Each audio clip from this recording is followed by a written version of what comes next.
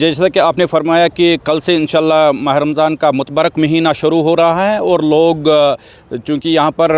लगभग 100% आबादी मुसलमानों की है और लोग इस महीने को बड़े ज़ौक़ शौक़ से एक तरीके से सेलिब्रेट भी करते हैं। इस महीने में रोज़ा भी रखते हैं और रवायती तौर पर जो भी गवर्नमेंट की तरफ से इक़दामात किए जाते थे लोगों को सहूलियत बहम पहुँचाने के लिए, जिस तरीके के इक़दामात माह रमज़ान में किए जाते थे, इस साल जब से ये नेशनल कॉन्फ्रेंस की गवर्नमेंट बनी है ना तो कहीं पर बिजली का इंतज़ाम माकूल इंतज़ाम किया जा रहा है और ना ही कहीं पर पानी का इंतज़ाम है और ना ही इसी तरीके से जो अशियाई खुर्दनी है उनका जो कोई माकूल इंतज़ाम नहीं किया जा रहा है। जहाँ तक हमने लोगों से मसाइल सुने हैं, अक्सर जो हमारे मार्केट्स हैं रमज़ान शुरू होने से पहले मार्केट चेकिंग होती थी और ये देखा जाता था कि कहीं पर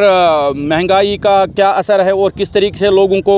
मुनासिब कीमतों पर जो भी अशियाई खुर्दनी है वो सहूलियत वहाँ पर वागुज़ार रखी जाए। लेकिन इस साल हमें देखने में आ रहा है कहीं पर भी गवर्नमेंट का ऐसा इम्पैक्ट नहीं दिखाई दे रहा है और हर कोई अपनी मनमानी कर रहा है। इसलिए मैं डिस्ट्रिक्ट एडमिनिस्ट्रेशन से ख़ास तौर पर जो हमारी डिस्ट्रिक्ट डेवलपमेंट कमिश्नर साहिबा है तो उनसे गुजारिश करता हूं कि कम से कम मार्केट चेकिंग की जाए और लोगों के लिए ताज़ी सब्ज़ी और जो दूसरी अशियाई खुर्दनी है, चाहे गोश्त है या चाहे दूसरी जो चीज़ें हैं वो मुहैया होनी चाहिए। और ये देखने में आ रहा है कि इस साल गवर्नमेंट की तरफ से किसी तरीके के कोई भी इक़दामात नहीं किए जा रहे हैं। कहीं पर चूँकि अक्सर लोग सुबह मस्जिदों में जाते हैं तो कहीं पर स्ट्रीट लाइट्स का इंतज़ाम नहीं है, कहीं पर पानी का माकूल इंतज़ाम नहीं है। तो यही सारी चीज़ें हम गुजारिश करते हैं डिस्ट्रिक्ट डेवलपमेंट कमिश्नर बांडीपोरा जो है उनसे गुजारिश करते हैं कि इस तरफ तवज्जो दी जाए।